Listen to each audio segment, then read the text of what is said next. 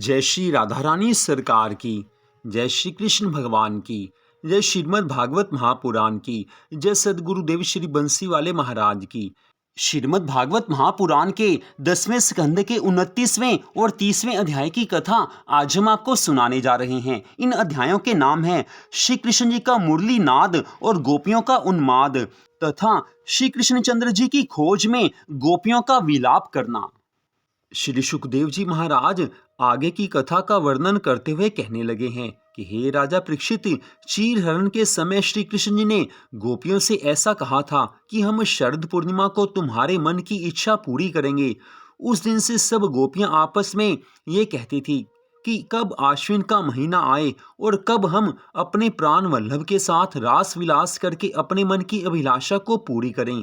इस प्रकार की इच्छा करते हुए जब शरद ऋतु आई तब श्री कृष्ण भगवान जी के मन में विचार आया है कि अब मुझे गोपियों को दिए हुए अपने वचन को पूरा करना चाहिए। ऐसा सोचकर वे शरद पूर्णिमा को 3 घड़ी रात्रि व्यतीत होने पर किरीट मुकुट और रतन जडित आभूषण पहने, पीतांबर पहने, मनमोहन स्वरूप धारण किए घर से निकलकर वृंदावन में जा पहुंचे हैं। वहां प्रभु ने देखा है कि चंद्रमा अपनी 16 कलाओं से प्रकाश फैलाए हुए हैं और यमुना जी का जल भी मोती के समान उज्जवल हुआ है।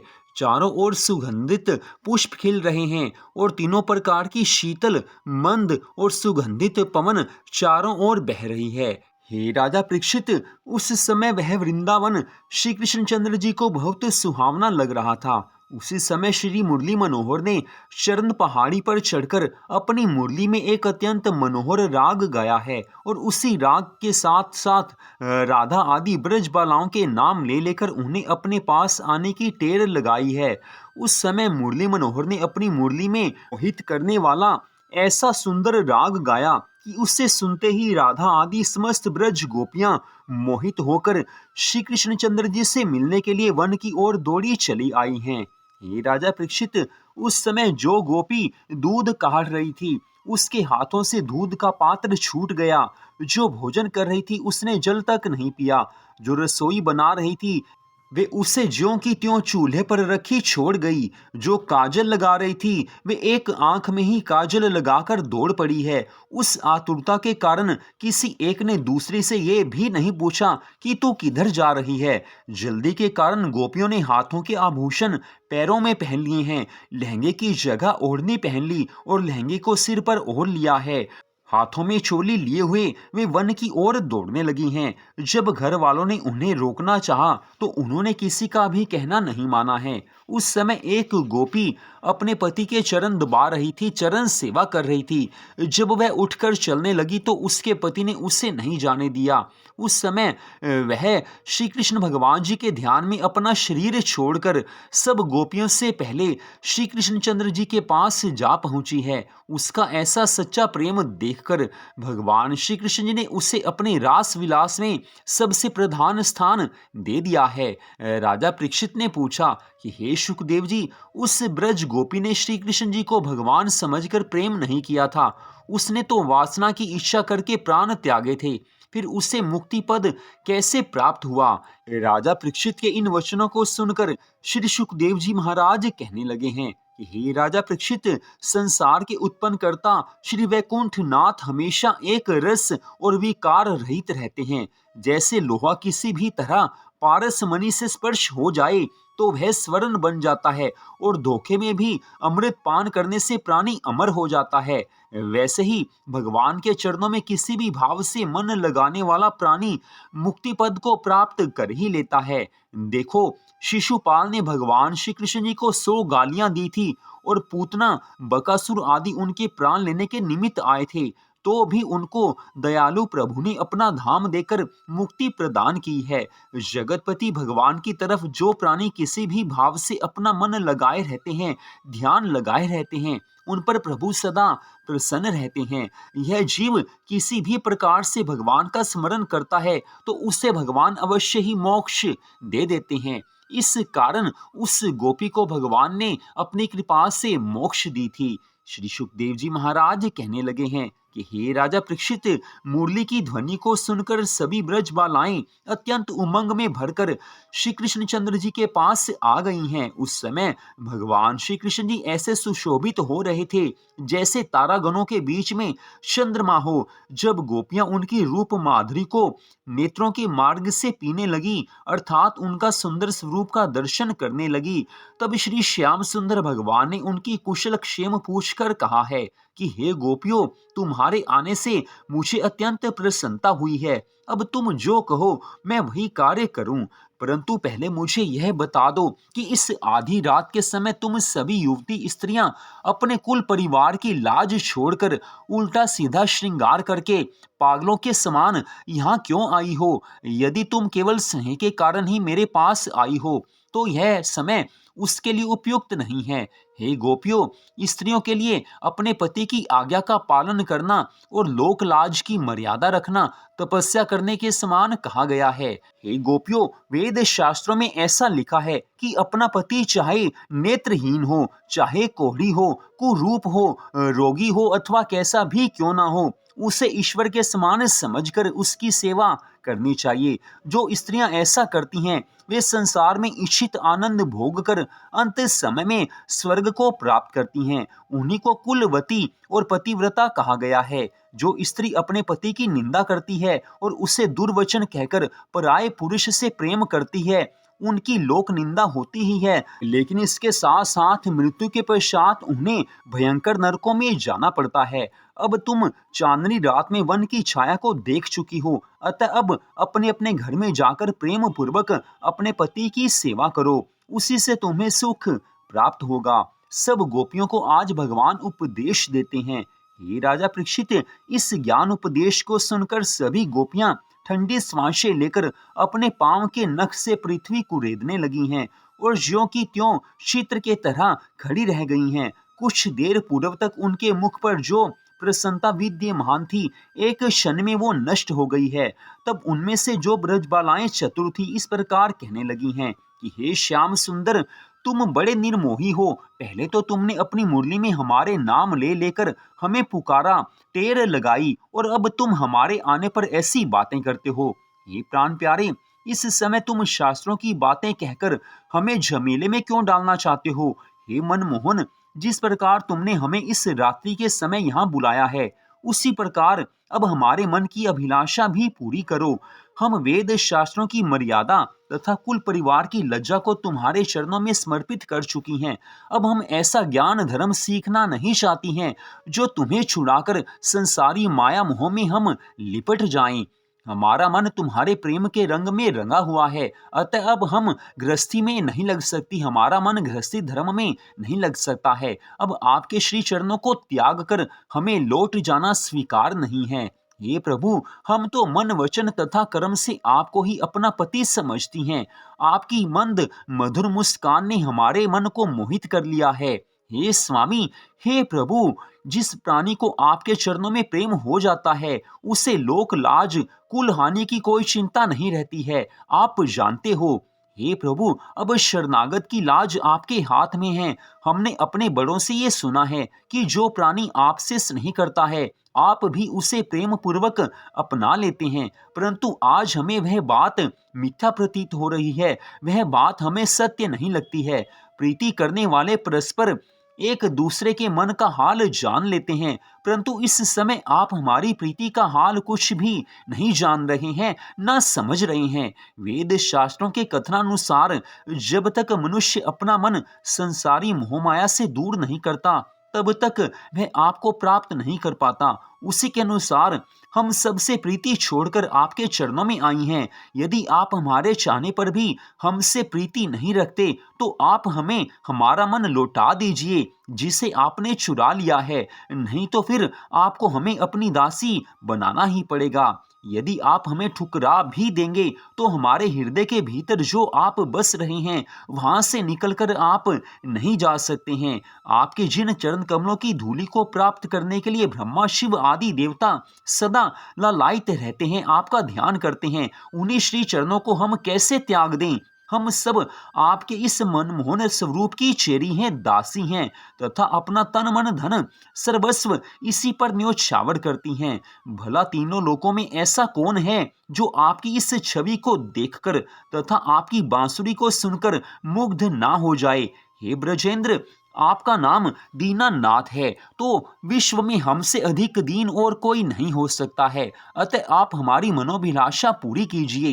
हे राजा परीक्षित, जब श्री श्याम सुंदर भगवान ने सब गोपियों की ऐसी परम सुंदर प्रीति देखी, तब वे उनसे कहने लगे हैं कि हे गोपियों, यदि तुम्हारी ऐसी ही इच्छा है तो आओ मेरे साथ रास करो। ये वचन सुनते ही सब गोपियों के मन प्रातः काल के कमल के समान खिल गए हैं। तब श्री श्याम सुंदर भगवान ने योग माया को बुलाकर रास के लिए उस फूलों से लदे वन में एक सुंदर स्थान सजाने की आज्ञा दी है। यह सुनकर योग माया ने उसी समय एक क्षण के अंदर ही एक रत्न जड़ित रास मंडल बनाकर तैयार किया है और उस चबूतरे के चारों ओर केले के खंभे गाड़कर उन पर मोतियों और फूलों की झालरें लटका दी हैं। जब रास मंडल तैयार हो गया, वहां की शोभा अत्यंत सुंदर लग रही थी। तब श्री श्याम सुंदर भगवान राधा रानी आदि ब्रज बालाओं के साथ वहां आ गए हैं। चांदनी रात के कारण उस चबूतरे की शोभा लाखों गुना अधिक हो गई थी। श्री श्याम सुंदर की इच्छा से उस चबूतरे के पास ही वस्त्र आभूषणों तथा मुरली ढोल आदि बाजों का सामान एकत्रित हो गया है, जिन्हें सभी गोपियों ने अपनी इच्छा अनुसार धारण किया है। आज सब गोपियां 16 श्रृंगार करके श्री कृष्णचंद्र जी के निकट आकर नृत्य गायन करने लगी हैं। उस समय श्री श्याम सुंदर स्वयं तो श्री राधा रानी जी के साथ रहे हैं तथा अन्य सब गोपियों के बीच अपना एक एक स्वरूप प्रकट किया है। उस समय श्री नंद नंदन भगवान श्री कृष्ण जी की ऐसी शोभा लग रही थी मानो स्वर्ण की माला के दानों में नीलमणि लगी हुई हो। जिस समय श्री मनमोहन ने ब्रज बालाओं के गले में हाथ डालकर मधुर स्वरों में वंशी में अनेक राग रागनियां भरी, उस समय उन सब के हृदय में धधकती हुई विरह की ज्वाला शांत हो गई है। आज गोपियां प्रसन्न भाव से श्याम सुंदर भगवान की मधुर छवि पर मोहित होकर अपना मनुष्य जन्म भूल गई हैं। श्री श्याम सुंदर भगवान कभी तो अपनी भौहें टेढ़ी करके उन्हें संकेत करते थे और कभी उनके मनोहर गीतों को सुनकर स्वयं आनंदित होते थे। कभी कोई गोपी उनकी मुरली को छीनकर स्वयं बजाने लगती तो कभी कोई उनके स्वर में स्वर मिलाकर गा उठती है। हे राजा परीक्षित, उस समय के परम सुंदर आनंद को देख देख कर देवता ब्रज बालाओं के भाग्य की सराहना करते हुए इस प्रकार कहते हैं कि देखो तो सही, सच्चिदानंद प्रभु इन ब्रज गोपियों के साथ कैसा रास विलास कर रहे हैं। इनसे बढ़कर इनका धन्य भाग्य और क्या हो सकता है। त्रिलोकीनाथ श्री रसिक बिहारी जी की ऐसी कृपा को देखकर सब गोपियों के मन में थोड़ा सा अभिमान आ गया है कि हमारे समान सुंदर कोई दूसरी स्त्री नहीं है। हमने साक्षात श्री त्रिलोकीनाथ भगवान को अपनी भुजाओं में भरकर नचाया है। अब ये हमारी आज्ञा के बिना कभी कहीं भी नहीं जा सकते हैं। ऐसा सोचकर एक गोपी ने श्री श्याम सुंदर भगवान की ओर कटाक्ष करते हुए कहा है कि हे प्यारे, अब नाचते नाचते मेरे पांव तो दुखने लगे हैं। उस गोपी के इतना कहते ही अन्य गोपियां भी कोई तो प्रभु का हाथ पकड़कर और कोई उनके कंधे का सहारा लेकर खड़ी हो गई हैं। हे राजा परीक्षित, उस समय गर्वहारी श्री श्याम सुंदर भगवान ने मन में विचार किया है कि इस समय इन गोपियों के मन में ऐसा अभिमान आ गया है कि मैं इनकी सुंदरता पर मुग्ध होकर इनके वश में हो गया हूँ। अतः इनका गर्व नष्ट करने के लिए, इनका अभिमान नष्ट करने के लिए मुझे यहाँ से अंतर्ध्यान हो जाना चाहिए। इस प्रकार इनका गर्व नष्ट हो जाएगा, तब मैं इनसे फिर आकर अवश्य मिलूंगा। ऐसा निश्चय करके श्री कृष्णचंद्र जी आज सब गोपियों को वहीं अकेले छोड़कर श्री राधा रानी को साथ लेकर वहां से अंतर ध्यान हो गए हैं।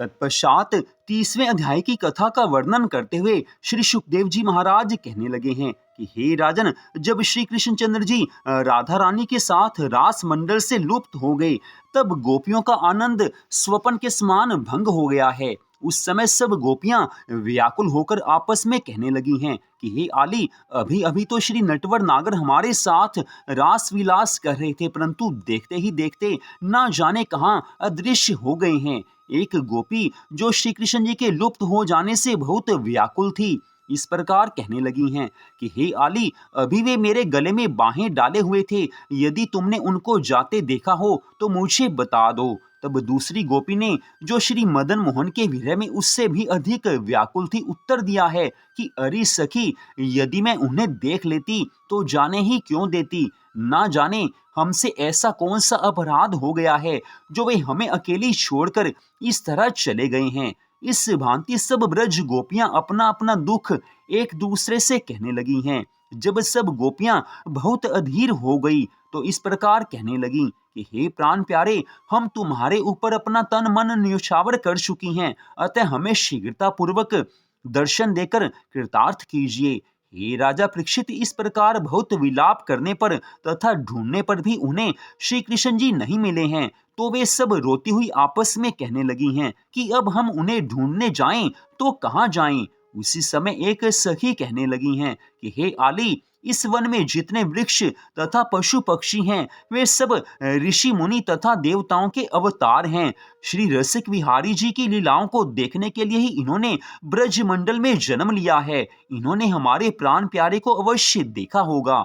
ऐसा सुनकर सब गोपियां पागलों के समान वृक्षों तथा पशुओं से श्री मुरली मनोहर का पता इधर उधर पूछती हुई कहने लगी हैं। पीपल अहो वर प्रीति अरु, नव हास विलसित दृष्टि ते, मन चोर की भांति हर के, ले गयो सुख सृष्टि ते।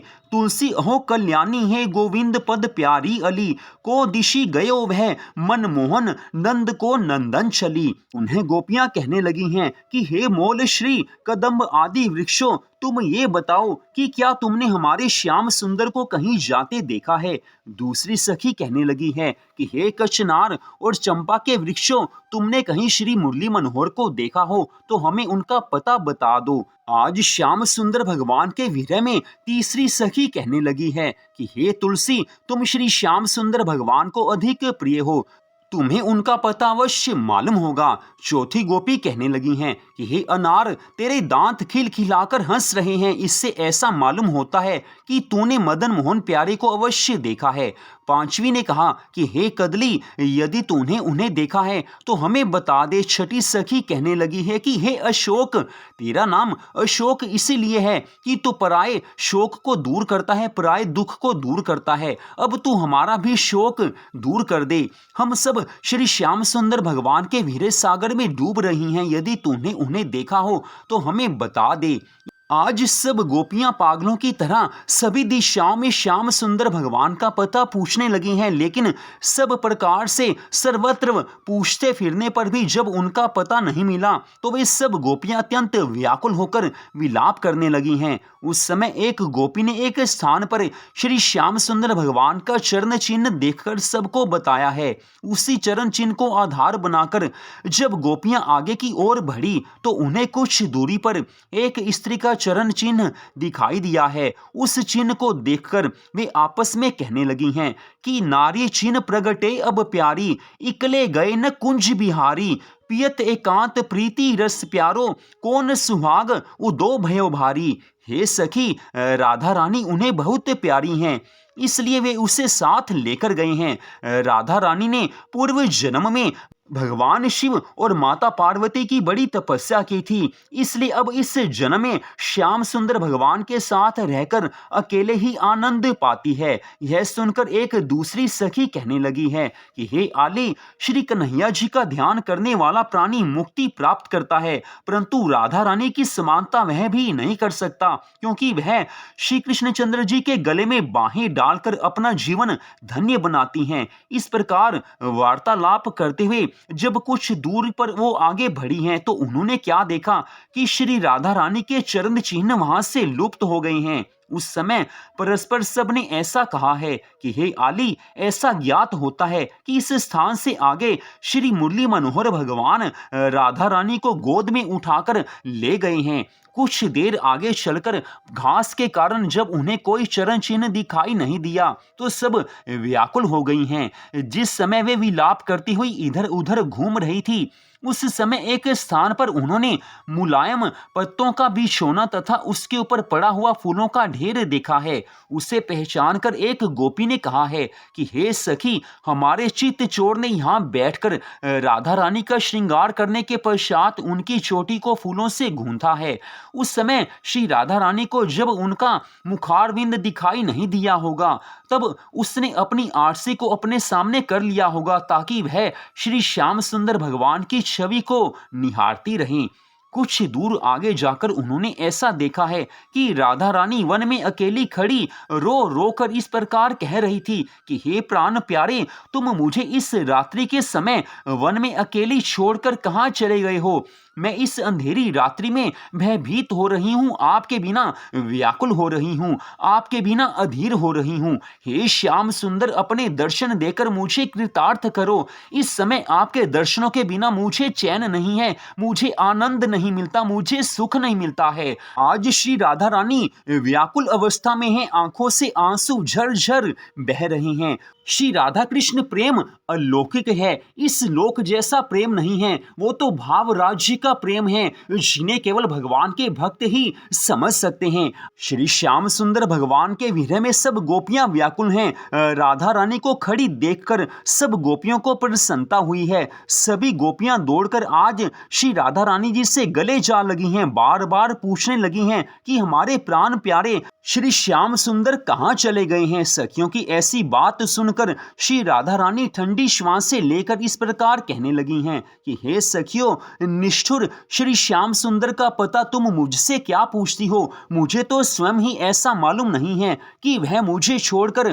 कहाँ चले गए हैं और मुझे छोड़कर क्यों चले गए हैं। इतनी कथा सुनाकर श्री सुखदेव जी महाराज कहने लगे हैं कि हे राजा परीक्षित, श्री कृष्णचंद्र जी का राधा रानी को छोड़कर चले जाने का कारण ये था कि जब श्री श्याम सुंदर उनको साथ लेकर सब गोपियों के बीच में से अंतर ध्यान हुए और उन्हें पुष्पों के आभूषण पहनाकर विहार करने का आनंद दिया था, उस समय श्री राधा रानी जी ने अपने मन में अभिमान करके ऐसा सोचा था कि मैं श्री श्याम सुंदर को सबसे अधिक प्रिय हूं, अतः वह मेरे वश में रहते हैं। उन्होंने केवल मेरे साथ विहार करने के लिए ही रास विलास का आयोजन किया है, रास विलास की रचना की है, इसलिए मुझे वे वहां से यहाँ एकांत में लेकर चले आए हैं। ऐसा सोचकर राधा रानी ने श्री नंद नंदन भगवान श्री कृष्ण जी से कहा है कि हे प्राण वल्लभ, अभी कितनी दूर और चलना है, क्योंकि रास में नाचने और मार्ग में चलने के कारण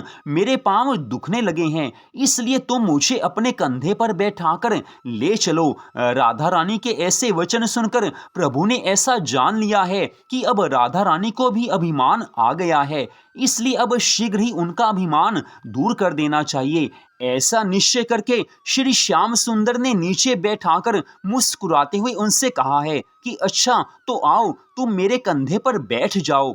ऐसा सुनकर जैसे श्री राधा रानी जी पांव उठाकर उनके कंधे पर बैठने लगी, वैसे ही श्री श्याम सुंदर भगवान वहां से अंतर ध्यान हुए हैं और राधा रानी ज्यों की त्यों पांव उचकाए ही खड़ी रह गई हैं। हे राजा परीक्षित, गोपियों ने जब श्री राधा रानी जी को धीरज बंधाकर सब हाल पूछा, तब श्री राधा रानी ने सब वृतांत सुनाया है। यहाँ इस लीला में एक रहस्य की बात है। सब गोपियों को तो अभिमान हो गया था, इस कारण श्री श्याम सुंदर भगवान श्री राधा रानी को साथ लेकर गोपियों को छोड़कर चले गए थे। लेकिन रहस्य की बात यह है कि श्री राधा रानी को वास्तव में अभिमान नहीं हुआ था। श्री राधा रानी सरकार तो महाभाव स्वरूपा हैं, उनसे बढ़कर कोई नहीं हो सकता है। तो श्री राधा रानी सरकार के मन में कभी अभिमान आए, ऐसा कभी त्रिकाल में भी नहीं हो सकता है, स्वप्न में भी नहीं हो सकता है। श्री राधा रानी सरकार महाभाव स्वरूपा हैं, उनके मन में भगवान के लिए अत्यंत प्रेम है, लेकिन श्याम सुंदर भगवान उन्हें छोड़कर क्यों गए? इसका रहस्य ये है कि श्री राधा रानी के मन में प्रेम भाव की वृद्धि के लिए और प्रेम बढ़ाने के लिए श्याम सुंदर भगवान उन्हें अकेली छोड़कर चले गए थे। जिससे हमारा प्रेम होता है, उसके विरह में जो आनंद आता है उसका वर्णन कोई नहीं कर सकता है। श्री राधा रानी के मन में ठाकुर जी के लिए सबसे ज्यादा प्रेम है, तो उसी प्रेम लीला को आगे बढ़ाते हुए उसी प्रेम की अभिवृद्धि करने के लिए ठाकुर जी श्री राधा रानी को वन में छोड़कर अंतर ध्यान हो जाते हैं। इस इसके पश्चात की कथा का वर्णन करते हुए श्री सुखदेव जी महाराज कहने लगे हैं कि हे राजा परीक्षित, तत्पश्चात सब ब्रज गोपियां श्री श्याम सुंदर भगवान के वियोग में व्याकुल होकर विलाप करके कहने लगी हैं कि हे मनमोहन, आपके बिना देखे हमारे प्राण निकल जाएंगे, इसलिए आप कृपा करके शीघ्र ही हमें अपना चंद्रमुख दिखलाइए। उसी समय एक चतुर सखी कहने लगी हैं कि हे सखियों, इस तरह आंसू बहाने और दौड़ भाग करने से काम नहीं चलेगा। ठाकुर जी जब स्वयं दया करेंगे, श्री कृष्ण जी जब स्वयं दया करेंगे, तभी हम उनके दर्शन प्राप्त कर सकेंगे। इसलिए हम सबको चाहिए कि एक स्थान पर बैठकर उनका गुणगान करें। मैं विश्वास दिलाती हूँ कि ऐसा करने से प्रभु अवश्य ही हमसे आकर मिलेंगे। ऐसा सुनकर आज समस्त गोपियां उसी स्थान पर आई हैं जहां से श्री कृष्णचंद्र जी अंतर ध्यान हुए थे, और वे उस रास मंडल की ओर देखती हुई कहने लगी हैं कि हे मनमोहन, जब से तुमने पृथ्वी पर अवतार लिया है, तब से बराबर हमारी आप रक्षा करते रहे हो। फिर आज क्या कारण है जो आपने इतनी कठोर धारणा कर ली है? यद्यपि आपको हमारे प्राण लेने ही थे, तो हमारे ऊपर गिरिराज गोवर्धन ही क्यों न रख दिया? इतनी बात कहकर सब गोपियों ने योग माया को, जो अपनी इच्छा से बहुत से रूप रख सकती थी, उसे अपने साथ लेकर श्री श्याम सुंदर भगवान की बाल लीलाओं का अभिनय प्रारंभ किया है। गोपियों ने दान लीला, क्षीरहरण आदि अनेकों लीलाएं की हैं, माखन चोरी की लीला की है। तत्पश्चात कुछ गोपी तो यमलार्जुन, अघासुर, बकासुर, वत्सासुर, तृणावर्त आदि बनी हैं, और एक गोपी ने श्री कृष्ण बनकर उन सबको मारा है। तदुपरांत उन्होंने कालिया दमन, गोवर्धन लीला के चरित्र किए हैं। हे राजा परीक्षित, श्री मुरली मनोहर भगवान के बाल चरित्रों की लीलाओं में वे सब गोपियां ऐसी बेसुध हुई हैं कि उन्हें अपने शरीर की और वस्त्रों की भी सुध ही नहीं रही है। सब ठाकुर जी के ध्यान में मग्न है, भगवान के ध्यान में उनका मन लगा हुआ है।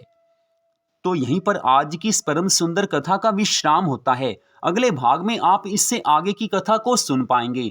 जय श्री राधा रानी सरकार की, जय श्री कृष्ण भगवान की, जय सदगुरुदेव श्री बंसी वाले महाराज की, जय श्रीमद् भागवत महापुराण की। जय जय श्री राधे, जय जय श्री राधे, जय जय श्री राधे श्याम।